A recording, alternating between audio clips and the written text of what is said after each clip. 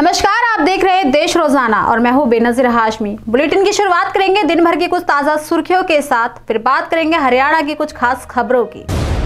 कर्नाटक के बाद अब राजस्थान के स्कूलों में हिजाब पर बवाल।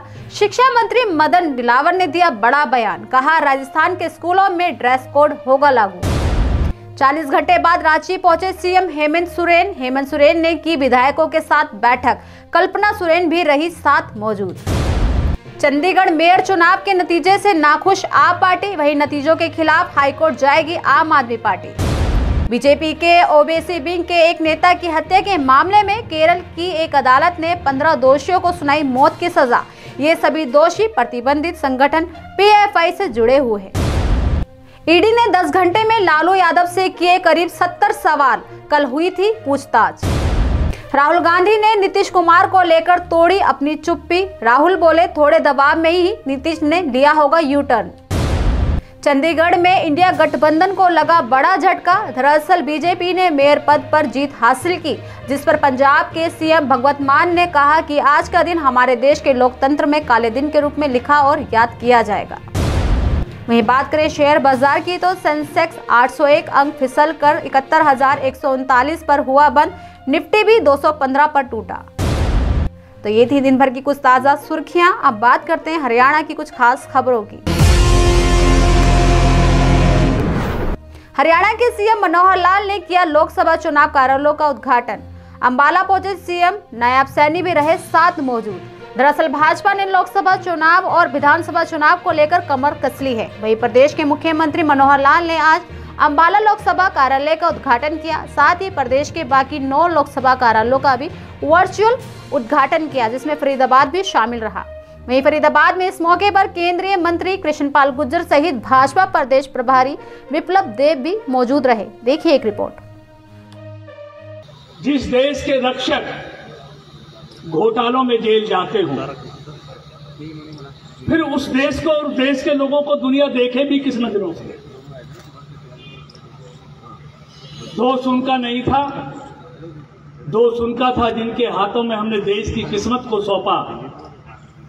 और जब वो देश को लूटने लगे तो देश की स्थिति पूरी दुनिया में क्या हो गई थी आप अच्छी तरह जानते हैं।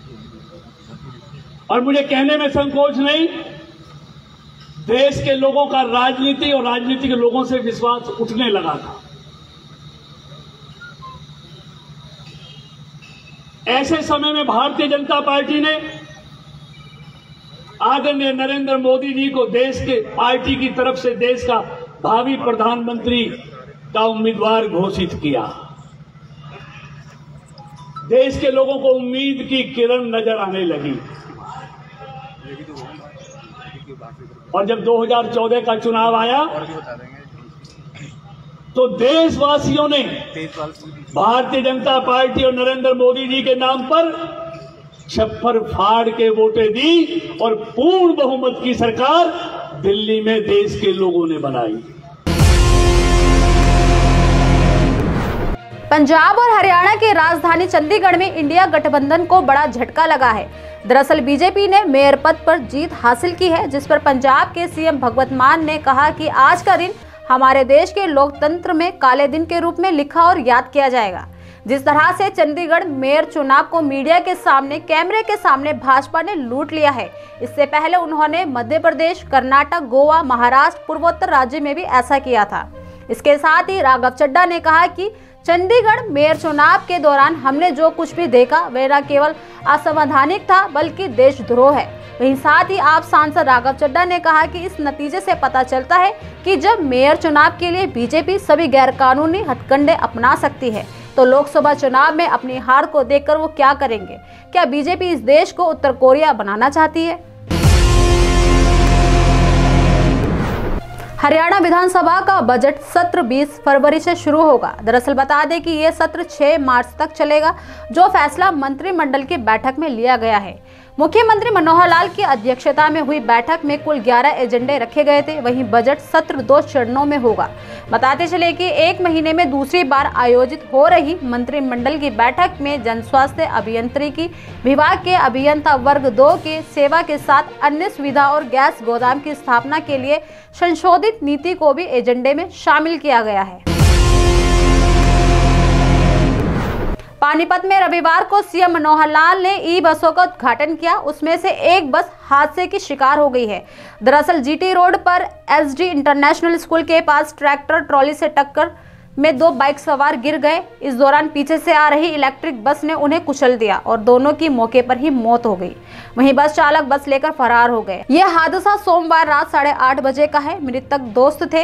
हादसे की सूचना पाकर सेक्टर 13-17 थाना पुलिस मौके पर पहुंची और शवों को पोस्टमार्टम के लिए नागरिक अस्पताल के शव गृह में रखवा दिया गया। वहीं पुलिस इस मामले की पूरी जाँच कर रही है। हरियाणा में पीने के पानी को दूषित करने वाले हो जाए सावधान, सरकार कसने जा रही है शिकंजा। दरअसल हरियाणा के मुख्य सचिव संजीव कौशल ने अधिकारियों को निर्देश दिए हैं कि प्रदेश में जहां कहीं भी पेयजल स्रोत के आसपास इंडस्ट्री या सीवरेज का दूषित पानी डाला जा रहा है, वहां संबंधित व्यक्ति या संस्थान के खिलाफ सख्त कार्रवाई अमल में लाई जाए ताकि पर्यावरण को दूषित होने से बचाया जा सके।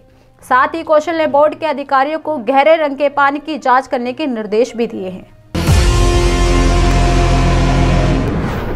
सूचना जनसंपर्क एवं भाषा विभाग हरियाणा द्वारा 3 फरवरी को हरियाणा सरकार के 9 अतुल्य वर्ष पुस्तक का विमोचन किया जाएगा।